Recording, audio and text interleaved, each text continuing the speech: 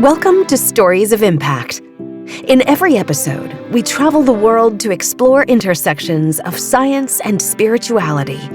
I'm your host, writer Tavia Gilbert, and along with journalist Richard Sergey, every first and third Tuesday, we look through a new lens at old traditions, hear from new generations as they dream up innovative solutions, and learn new ways to make sense of modern life. This is Stories of Impact, the art and science of human flourishing. We're back this episode for our second timely interview, focusing on political polarization, wrapping up in conversation with Dr. Kurt Gray, professor of moral psychology and neuroscience at UNC Chapel Hill. Moral psychology is the descriptive understanding of our moral judgments, or concern with not just how people should make moral decisions, but how they actually do. As the director of the Deepest Beliefs Lab in the Center for the Science of Moral Understanding, he says, the work that we do in the lab is much broader and deeper in a sense and gets at all the people's deepest beliefs like religion and perceptions of truth and morality, all the things that people care most about but are ultimately intangible and invisible. Things that people live and die for, right? Deepest beliefs, but they're in many ways powerfully socially constructed. Dr. Gray is fascinated by those beliefs. He's in the final year of a 3-year grant designed to test the morality and misperception model of polarization across cultures and contexts. His mission is to understand our contentious and divided political moment where people are unwilling to discuss politics across the aisle or entertain even that the other side is a reasonable human being in the way that you feel about yourself and your own side. We do disagree already when it comes to politics, but where does this political disagreement come from? And once you get that, then you can kind of understand where this political animosity comes from. But it's really a question of moral disagreement. And for that, you need to understand our moral psychology. What does he mean by moral conviction? And what does he hope to understand by exploring the origins? People feel very committed to their moral beliefs. And our work from the lab has suggested that ultimately our moral judgments revolve around understandings of harm, who we see as vulnerable to suffering, who we see as especially likely to be mistreated. And once you make sense of that our moral judgments hinge on our perceptions of harm and vulnerability, then it opens up not only new understanding of morality that helps to unify all sorts of different phenomena, but also a new understanding of political disagreement that really incorporates kind of conceptions of harm and vulnerability into how we think about polarization. How does the role of harm help us understand political polarization? Generally, we all agree that premeditated murder is wrong or child abuse is wrong. Obvious examples of intentional harm towards a vulnerable person, like kicking a cat as hard as you can for no reason. Like those things are wrong. We all agree in that, right? Intuitively, viscerally, we agree. But we are ultimately, left to perceive who else might be vulnerable, not just kids, but also fetuses or immigrants or polar bears or God, right? All these things we're left to perceive their minds. So because we can disagree about whether a fetus is vulnerable to harm, right, we can disagree about the morality of abortion. And not only do we disagree about who's vulnerable to harm, we can disagree about what's likely to cause harm. So does the advance of gay rights, does that allow children to have more homes, right? Because gay folks can adopt kids now, or does it lead to the dissolution of the family and therefore harm children? These are the perceptions and assumptions that underlie our moral judgments and ultimately underlie our political disagreement. Dr. Gray takes an evolutionary approach to harm, going back millennia. Why? Any theory of our minds and even the political moment today requires that we acknowledge that people are part of the chain of evolution. How do we understand our minds today? Well, we have to understand how our minds evolved and where they came from. So this idea of a kind of harm-based moral mind suggests that we're really fixated on who's being harmed and what threats might we face as well. And this makes sense if you think about how we evolved. So we evolved in times when there was a lot of threats. Sometimes those threats were other people. So ancient tribes, there was like a 1 in 50 chance every year you might be murdered by your neighbor because, things were fluid and contentious and dangerous. And even before we formed into tribes, when we roamed the plains as a recently evolved species, there was a 1 in 10 chance that we might be eaten by a predator most years. And so if you think about what it's like to live in those situations, to be hunted, to fear the kind of violence from our conspecifics, you get a pretty interesting picture of the mind when you import that into today. It's not a mind that is a predatory mind, but instead of a prey-based mind. And so when people make their judgments or they make their votes, it's not because they're trying to destroy anything, but because they're worried about protection and that they are trying to mitigate threats and protect themselves from harm. But aren't humans actually more hunter than hunted? There's no doubt today that we are apex predators. No other species can hunt wolves from helicopters with high-powered rifles.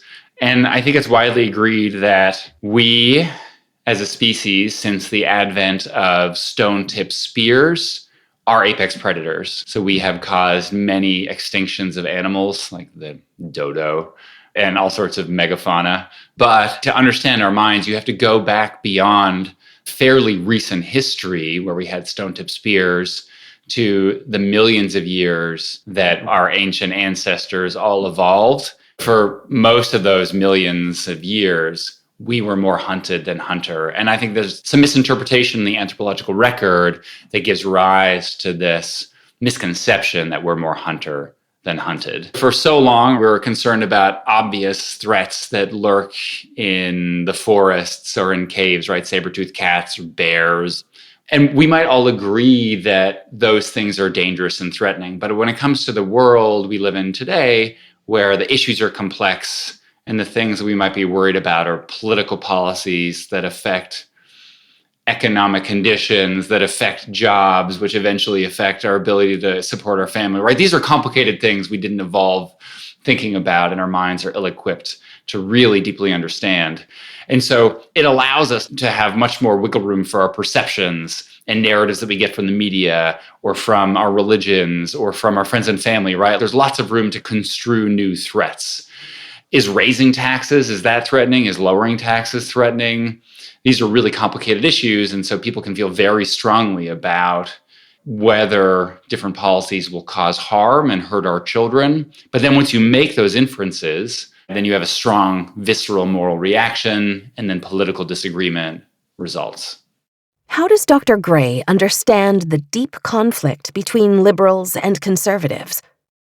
The liberal-conservative divide has often been explained today in terms of, well, liberals have different values than conservatives, and there's some values that liberals will just never understand, but conservatives do, and conservatives might have a kind of advantage because they have a broader moral sense.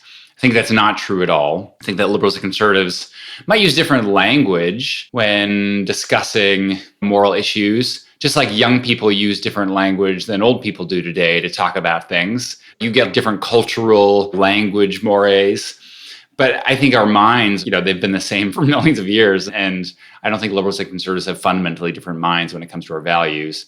Instead, the reason that liberals and conservatives disagree is because baked into those ideologies are different assumptions about who or what is especially vulnerable to victimization or suffering.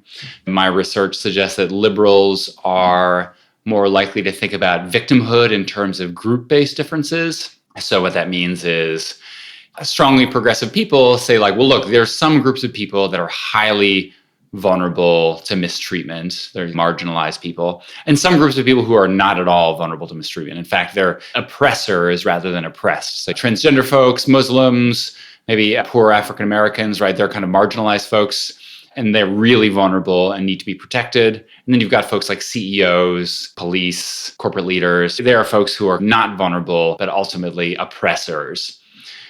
On the other hand, committed conservatives see everyone as more or less equal when it comes to their vulnerability or their susceptibility to victimization. It doesn't matter if you're born rich or poor. If you're cut, you can still bleed. It doesn't matter if you are white or black. You can still be sad if your children get hurt, if you don't get into college, whatever. And so you get the kind of like Black Lives Matter on progressives, all lives matter on conservatives. You get affirmative action for progressives. You get not affirmative action, right? Everything should be even Steven and up to the kind of hard work of individuals when it comes to conservatives. So you get these very different convictions, but it's ultimately based on perceptions of vulnerability.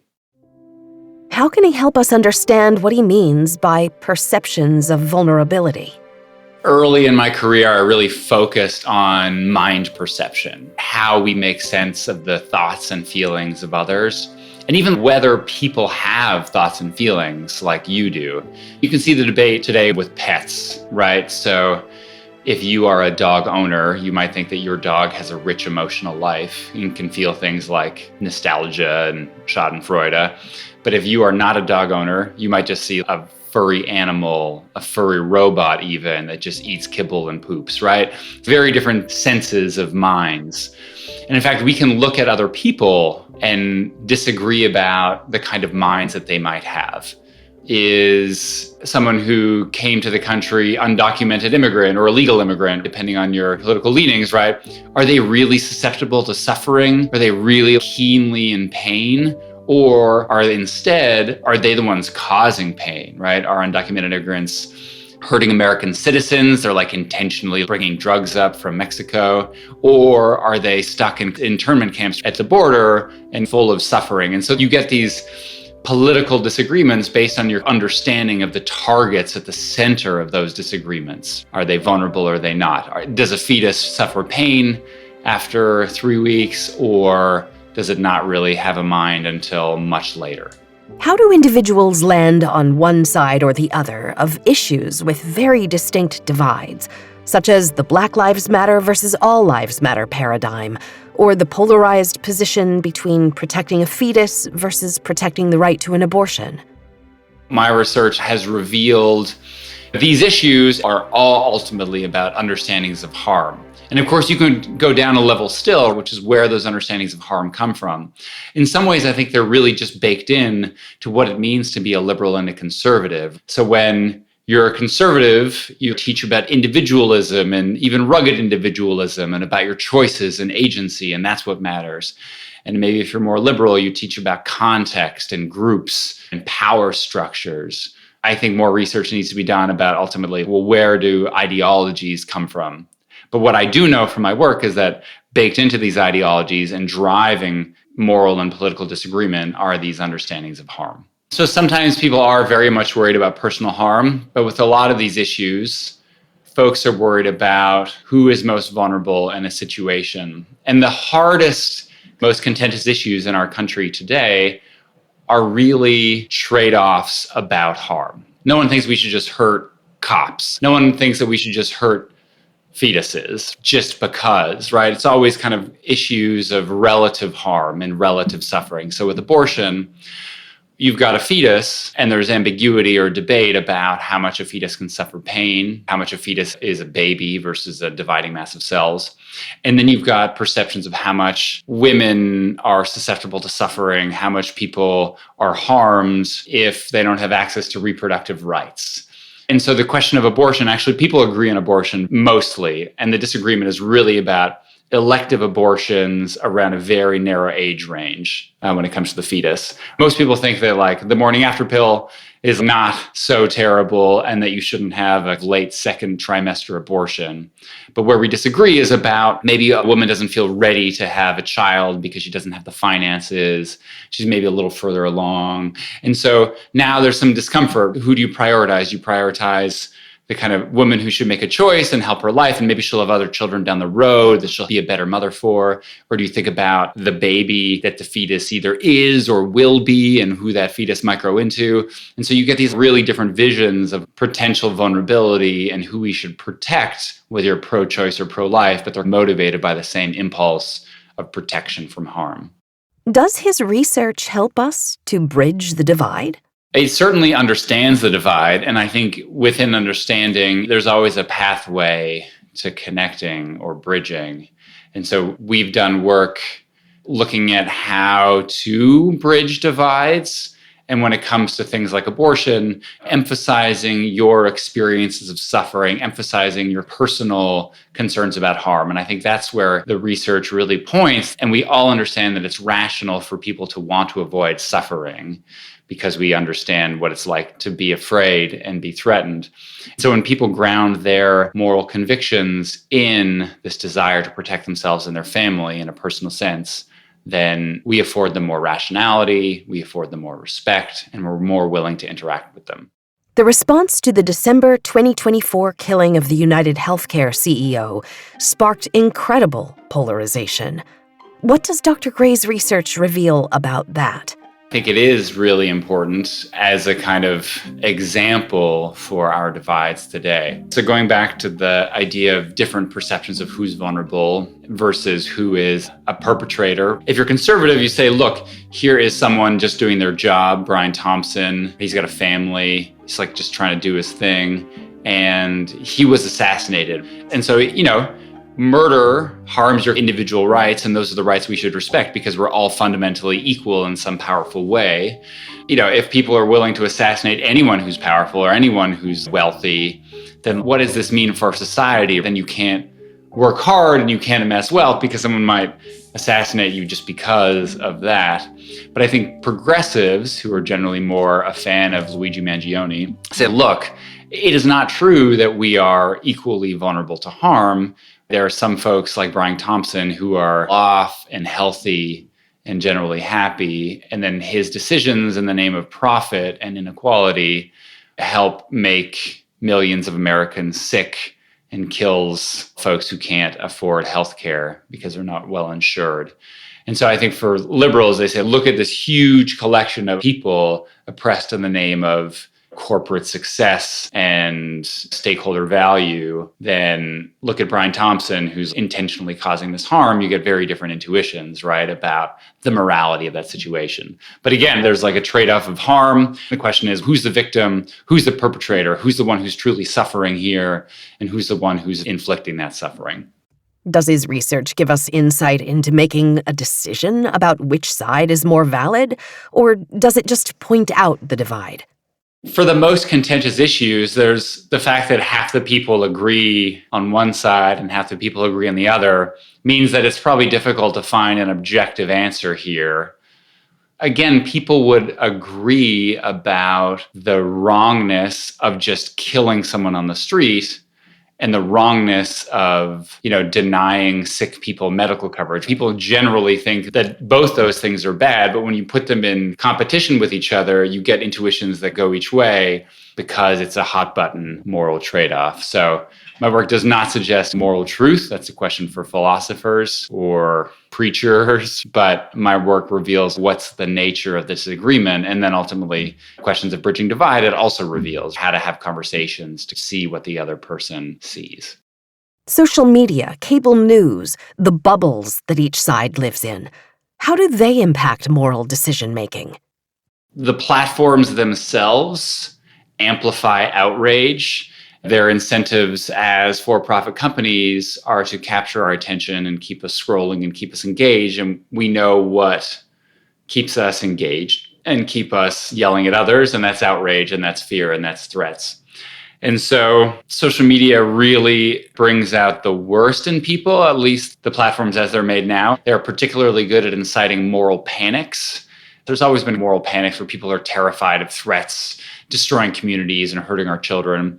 But social media allows moral panics to form and spread so quickly and so efficiently that we're almost constantly in moral panics today. Every day there's a new issue that we can be terrified about. And the reason social media is so good is because it takes these threats, it elevates them so we all see them, and then it has virality metrics so you can see how many other people are worried about those threats. And then the platforms really highlight which threats are going most viral. And the only way to combat those things, because you can't run away from threats on social media, is to express your outrage as a way to shut down the people who are doing terrible things, getting angry. But it turns out you getting angry gets other people angry, And then they say you as a threat, right? So you log in and you see screaming people running towards you and the sound of distant roars like a Godzilla movie. Here's this terrible threat and everyone's terrified and you should be terrified too. Dr. Gray's 2025 book is called Outraged: Why We Fight About Morality and Politics and How to Find Common Ground.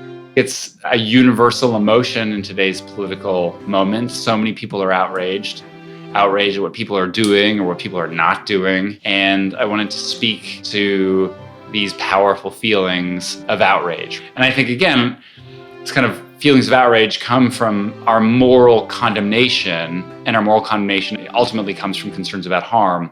And so at the end, it really deeply connects to this thesis that I've been working on that's highlighted in the book about our harm-based moral minds. And when we see harm, as we so often do in today's society, we get outraged. So how do we stop being outraged, and how do we start to bridge these divides? Can we bridge these divides? I'm an optimist. I think we can bridge the divides. I think there are many people who are trying their best to bridge divides, creating really innovative solutions, whether new social media platforms or grassroots campaigns to connect people within communities, like over food or over volunteering. We've asked people, what's the best way you think to bridge divides when it comes to political disagreement? They would tell you, I want the facts, give me the facts, and that's what's going to make me have better conversations with people who think differently about politics. And this is why it's important to do the science, because facts aren't the best way to bridge divides, right? It turns out that rather than facts, what helps people connect across differences are sharing personal experiences, right? Personal stories, especially those revolving around feelings of vulnerability, feelings of victimhood, and stories designed to help people understand and not gotcha. They're not about persuading as much as sharing. And our work shows that when you approach conversations with this kind of idea of understanding, and lots of other folks look at like deep listening is another way to bridge divides. These tools really help us connect across the divide that is not only political, but also the divide that exists between all different minds, different thoughts, different feelings. It is possible to bridge these divides, and we're uncovering, along with other folks, ways to better bridge. Does he have a good example of how bridging divides can work in practice? We recruited people on campus, passers-by one summer, to have conversations about politics with an undergraduate research assistant. She's wandering around. We sit her down. We say, would you like to have a conversation with a UNC student? She'll say, sure. Great, it's about guns. All right. And what's your view on guns? And she'll say, I'm pro-gun control. And then the student will say, look, well, I'm pro-gun rights, and here's why. And anyone who thinks otherwise is un-American. So we wanted to have some division, some heat, some excitement here. And then our accomplice says, the reason that I'm pro-gun rights is because here's a stat about how many times people use guns to defend themselves in America every year, like hundreds of thousands of people every year. Or here's a story. One time when I was a kid, my mom used a gun to defend our family from a home invader. Just one anecdote, but it turns out that when we evaluated those conversations, we had a team code those conversations for civility and respect. The conversations with a story were much more civil. People were treated as much more rational than when you talked about facts. We looked on social media. We've looked on op-eds in the New York Times. We looked on cable news like CNN or Fox News. It's almost always the case that when someone talks about their personal experiences when it comes to political disagreement, they are treated as more rational and given more respect. What are Dr. Gray's thoughts about stories like the disinformation from the current administration about immigrants eating dogs and cats? A story not based in fact, but consumed by millions and millions of people. That's not bridging divides, right? That's inciting them. So I think it's certainly true that political actors have long known that stories are powerful ways to foment outrage and drive division. I think we've known that for a long time. But I think the good folks who are trying to bridge those divides perhaps didn't realize the power of stories to bring people together. And so I think stories are a powerful way to foster disconnection, even though that story is not true. And stories are also a powerful way to foster connection. And stories alone are not sufficient to move us forward as a country or as the world. We need stories to initially allow people to sit down with each other and respect each other enough to have conversations about the facts. So I think if you're trying to undo the damage of the kind of misinformation or intense disagreement, sometimes fomented by stories, you still need stories to allow people to sit down and start talking about what is true. Is Dr. Gray's prescription a one-on-one solution, or is it scalable? Mostly I've focused on one-on-one in the sense that groups and societies are ultimately collections of individuals who have conversations with each other. And certainly in terms of like families and workplaces, there's a really important role for these individual conversations and bringing people back together. Once you've brought back families and workplaces and communities, then people are at a place where they feel more secure and confident so that they can have conversations with other folks, right? We have other work showing that when people belong to these dense personal networks where groups of friends know each other and they're all together, they have more hope for the future of the country and are more willing to engage with more distant political opponents. So I do think it's really important to have these kind of connections at a local level. At the same time, I understand that it's important to be able to find scalable solutions. And there are social media platforms that really are beginning to think about how can we make our interactions online not just angry 140 or 60 character screams at perfect strangers that help us get likes and get shared by the algorithm. There's social media platforms that let's encourage people to not be anonymous, to build community, to focus on things that we need to focus on to live our lives more successfully. I do think that there are scalable solutions out there. And even the individual stories, there are ways to allow more of those things to happen, have bigger exchanges, set up our network so that there's more kind of exchange of opinions and perspectives. But at the end of the day, I do think that ultimately interpersonal connection is important. But in the era of the internet, misinformation and disinformation can make their way around the planet in a nanosecond and are now accelerated by AI. So what gives him hope? I think it's easy to be pessimistic. At the same time, I think we are in a better place as a world than we were 100 years ago. And I think socially, we're in a better place than we were hundreds of years ago. There's less violence. People are healthier. People are happier. If you had to pick an era in which to be born in terms of medicine, in terms of what we know in science, I think you'd still pick the modern era. And there's no doubt that misinformation is an important problem. But I think people are not as stupid as we think, right? People are generally pretty rational. And when people are making decisions, especially in the long term, they are generally trying to make the best decisions for themselves and their families. And of course, psychology has revealed that we fail that kind of rationality test in many different ways. But I think as a whole, humans have done pretty well as a species. And I think there's lots of good things that the internet does as well. But there's no doubt we need ways to understand misinformation. But I think most people are not flat earthers. I think most people are not drinking bleach during COVID. Even if we talk about these examples, most people are not enacting behaviors that are fundamentally stupid, that are not fundamentally irrational. What research results have surprised Dr. Gray? On one hand, what wasn't surprising is that these conceptions of victimhood and perceptions of threat are really important and in some ways and stronger than we thought. So I guess it's surprising to be as right as we thought we were. But there's also surprises in the sense of we thought initially that maybe people weren't aware that others were thinking about concerns about harm. But people are aware that folks on the other side are concerned about harm. They're not blind to the perceptions of harm that other people are seeing. Instead, they're just fundamentally denying that harm.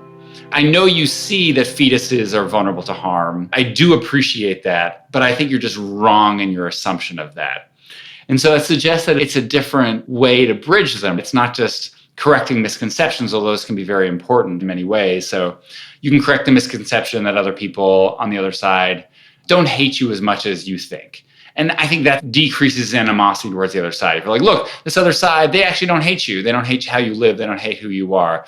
And then that's great. You're like, oh, great. Now I hate them less because I don't feel like they hate me. But it turns out that there's not a misconception that the other side is grounding their judgments in harm for a lot of these issues. You understand, right? The other side says, I don't want to kill babies. And the other side says, I don't want to hurt women. But you just deny what hurts women or hurts babies. So it's going to require us to pivot, I think, when it comes to the intervention, to really appreciate that it's about denial of who the true victim is and not just blindness to that. What would he say to a friend or neighbor who says, I hate that other person because they voted for fill in the blank? I say, do you know folks who vote them and having a conversation with them for why they voted that particular way? My own personal experiences and that of my friends and family, if you actually talk to someone who votes a certain way and try to ask them, what in your life led you to do this? What are your perceptions and assumptions that led you to do this? People come away from those conversations surprised at how rational the other person is. There's this idea that the other side is evil because they're intentionally trying to burn it all down, or they're stupid because they don't understand what's actually causing harm. But if you talk to them and you realize they're actually trying to protect themselves, they actually have a reasonable set of assumptions about how the world works, then I feel like it's harder to be angry at them after having those conversations. So usually when I talk to someone who gets angry, I try to not only share with them the science of why we're disagreeing, but also encourage them to have conversations with people, because after those conversations, you think, oh, this is why they think this. This is why they think that the policies of this person or this person are also going to help America and their families. One of his conclusions is around moral humility.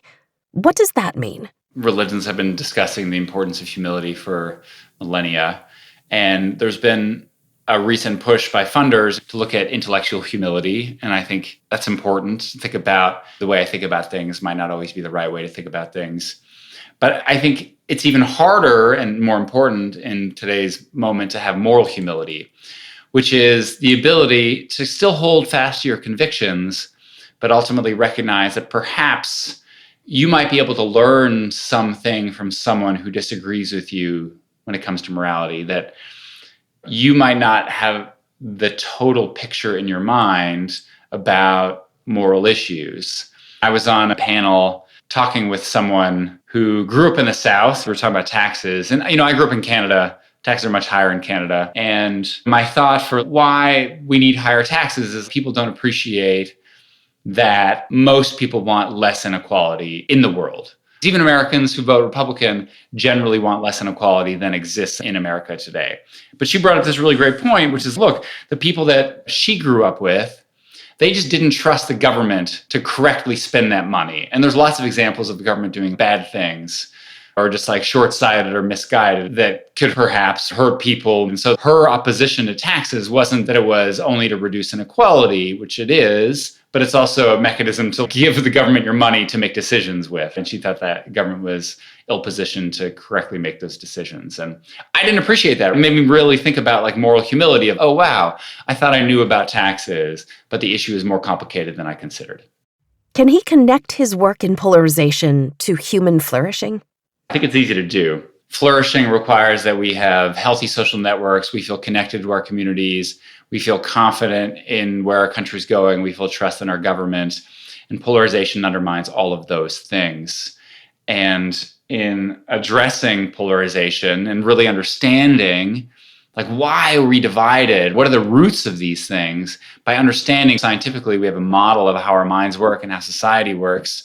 Then we can better understand how to fix this kind of polarization and how to equip people with the skills to better flourish, to have those relationships they've lost, to feel the sense of trust that we've lost in our government, to feel the kind of confidence in our communities. So I think it's very easy to connect. What drives Dr. Gray's work? What interests him so much about this?